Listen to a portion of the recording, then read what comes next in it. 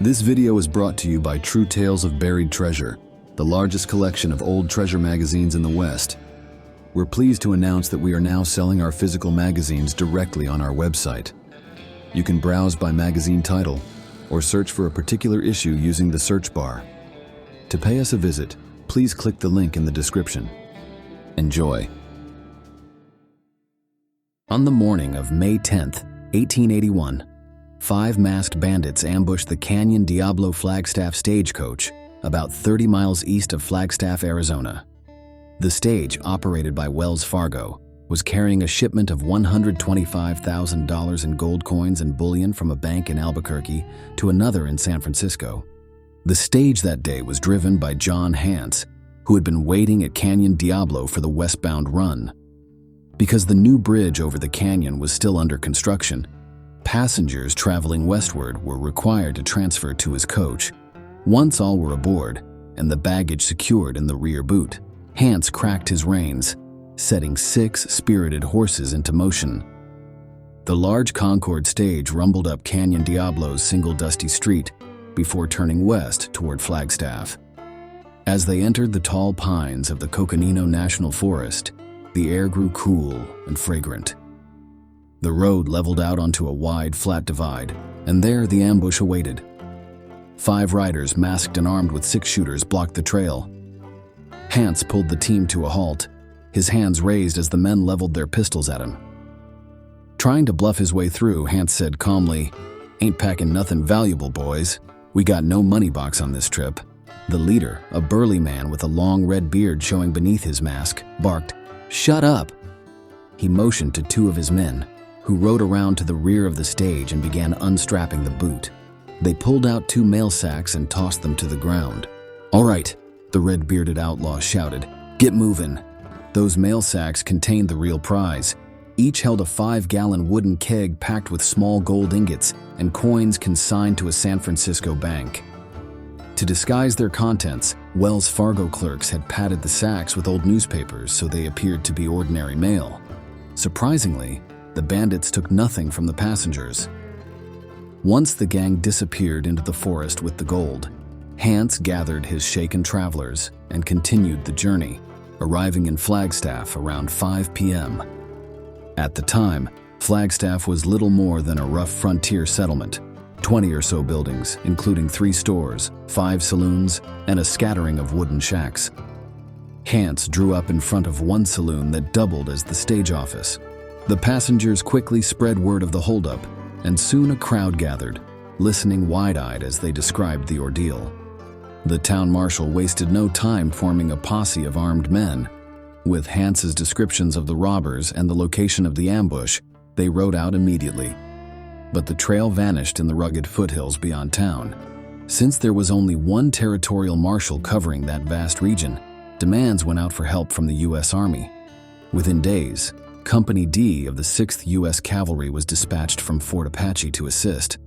Although the robbery was already a week old, 2 Indian scouts attached to the unit managed to pick up the bandits' trail deep in the mountains. They followed it to a hidden log cabin in a remote wilderness area, later known as Viet Spring. Reporting back to Captain E.C. Hentig, the scouts described the hideout and the surrounding terrain. Hentig immediately led a detachment of a dozen soldiers back into the forest. Guided by the scouts through the thick pines and rocky ridges, they reached the cabin just as the bandits were preparing to leave. Behind the rough cabin stood a small log corral, built tight against a massive granite boulder, an ideal defensive position for men who knew they'd soon be hunted. From the base of the granite boulder behind the outlaw cabin, a clear spring flowed steadily, shimmering in the mountain sunlight. Hidden in the thick pines nearby, Captain E.C. Hentig and his patrol watched the bandits closely. Among them, the captain noticed one man whose thick red beard matched the description given by stage driver John Hance. Certain now that these were the men responsible for the Canyon Diablo stage robbery, Hentig signaled his troops to advance. The soldiers crept forward until they were within 30 yards of the corral. Then the captain rose and shouted, "Don't freeze, don't make any sudden moves. Throw down your guns and nobody will get hurt."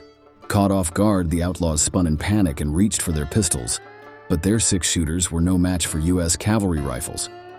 The quiet forest erupted with gunfire. Within minutes, the fight was over. All 5 bandits lay dead in the dust. The soldiers buried the bodies together in a single grave among the tall pine trees. They gathered the horses and equipment, then searched the cabin from floor to rafters. But the stolen Wells Fargo gold was nowhere to be found. Days later, a dozen men from Flagstaff rode to Viet Spring to search for the loot. Their failure to uncover any gold led to speculation that the slain men might not have been the actual robbers at all. Perhaps they were fugitives wanted elsewhere, who chose to fight rather than hang. To settle the matter, Wells Fargo demanded proof. The company arranged for John Hance, the stage driver, to travel to Viet Spring. The soldiers reopened the grave, and despite the time that had passed, the high mountain air had preserved the bodies remarkably well. Hance studied their faces carefully and confirmed without hesitation. These were the same men who had robbed his stage. Though the robbers were dead, the treasure was gone. None carried identification, and no one in the area knew who they were. It was believed they had come to Arizona solely for the robbery, acting on reliable inside information about the disguised shipment. Their intelligence had been perfect, but none of them ever lived to enjoy the gold. As the years passed, the story faded into local legend. When the railroad arrived in 1883, Flagstaff grew rapidly, and the stage robbery became a topic only old-timers remembered. Several searches were made for the lost Wells Fargo gold, but every attempt ended in disappointment. In the summer of 1882, a man named George Viet filed a timber claim for 160 acres of land surrounding the spring. He built a sturdy log cabin that still stands today, along with a log barn and a corral down the slope from the water source. The original outlaw cabin, however, was different. It had been a crude dugout with log walls, one small room, and a single south-facing doorway. Nothing remains of it today. Fascinated by the legend, George Viet spent decades searching for the buried loot. He dug at every promising spot, the cabin floor, nearby caves, and even the roots of great trees, but the treasure never appeared.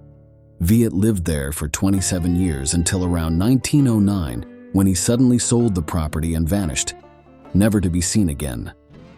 Others followed in his footsteps. In 1889, a man named George McCormick, a seasoned treasure hunter, arrived in Flagstaff. He dedicated years to scouring the area around Viet Spring, but his efforts were fruitless. He returned once more in 1918, after World War I, armed with one of the early mine detectors, but even that modern advantage yielded nothing. In 1908, a curious event occurred. A middle-aged man and a young boy arrived at the Viet Ranch. The man claimed to be a geologist studying local rock formations, and Viet, always hospitable, granted them permission to camp in the forest nearby. One afternoon, while exploring the woods, Viet stumbled upon the two inside a nearby ice cave, crouched beside a lantern and studying an old map spread across the ground. Unseen, he quietly backed out of the cave and decided to watch their movements more closely. For several days, the pair returned to the same cave, always with their mysterious map. Eventually, suspicion got the better of Viet. One morning, he confronted them directly about their strange activities. When George Viet finally confronted the two mysterious visitors at the cave, he spoke in a curious, cautious tone. "What are you doing here?" he asked. "Do you have a map to the lost treasure?" The older man smiled faintly and sighed. "My map shows where the treasure is supposed to be," he said, "but it's not here.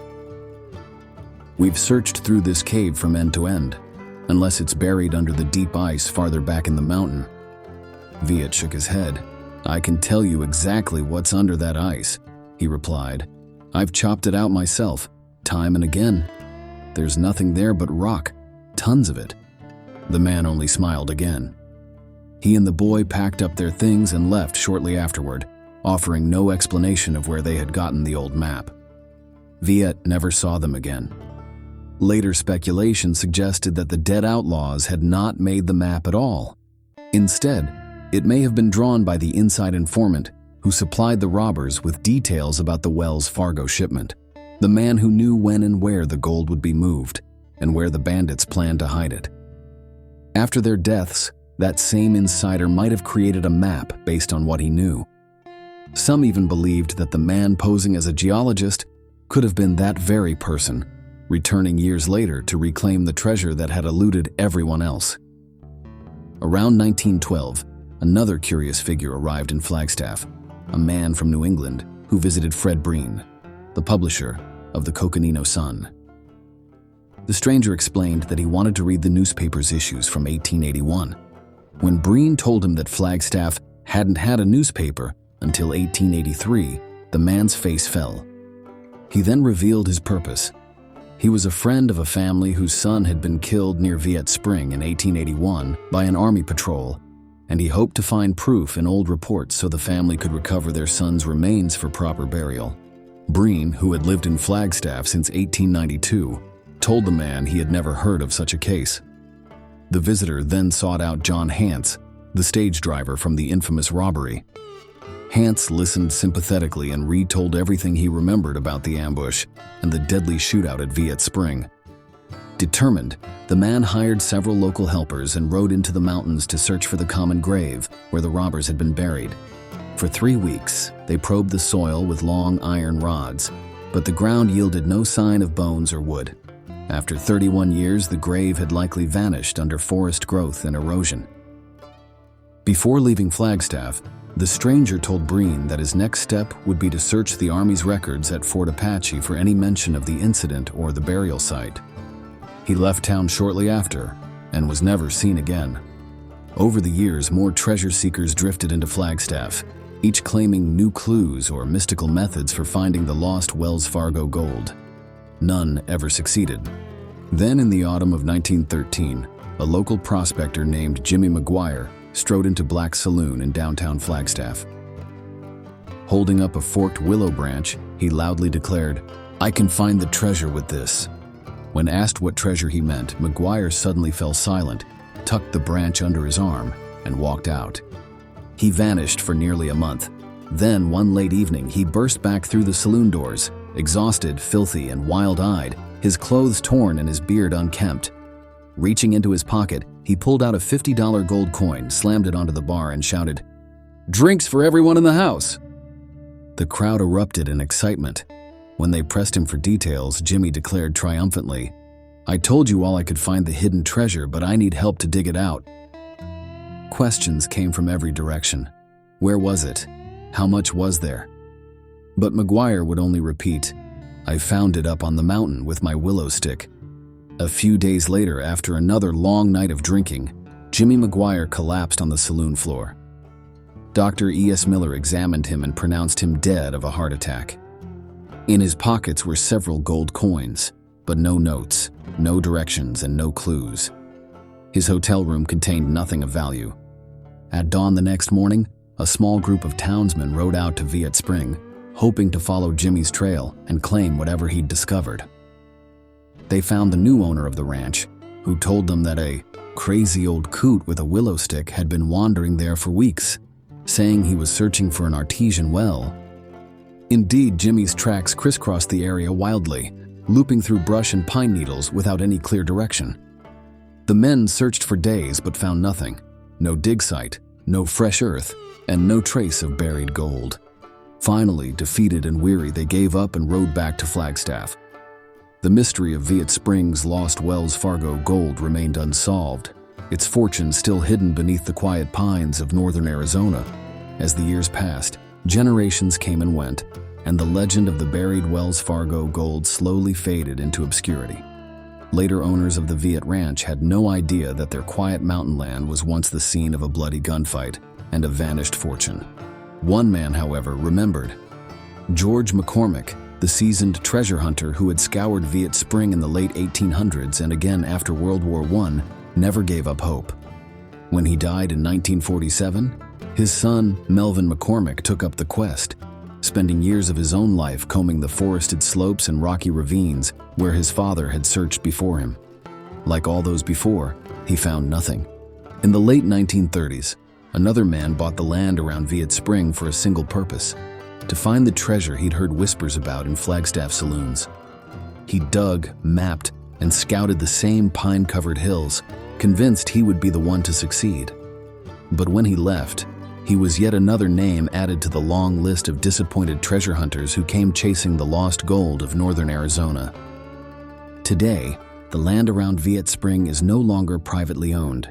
It lies within the vast wilderness of the Coconino National Forest, protected and managed by the U.S. Forest Service. Visitors may still hike, camp, and explore the same ridges and glades where soldiers once fought and outlaws once hid. The spring still flows from beneath its granite ledge, cold and clear as it did a century and a half ago. As far as anyone knows, the $125,000 in Wells Fargo gold, worth well over $2 million in today's value, remains buried somewhere in those quiet woods, waiting beneath the pines for a lucky prospector or a wandering hiker to stumble upon it. And so, the mystery of Viet Spring's lost stagecoach treasure endures, its legend whispered on the mountain breeze, its fortune still sleeping under the soil of Arizona. Thanks for watching. If you'd like to read the original article or purchase the magazine from which it was taken, please check out our website, truetalesofburiedtreasure.com.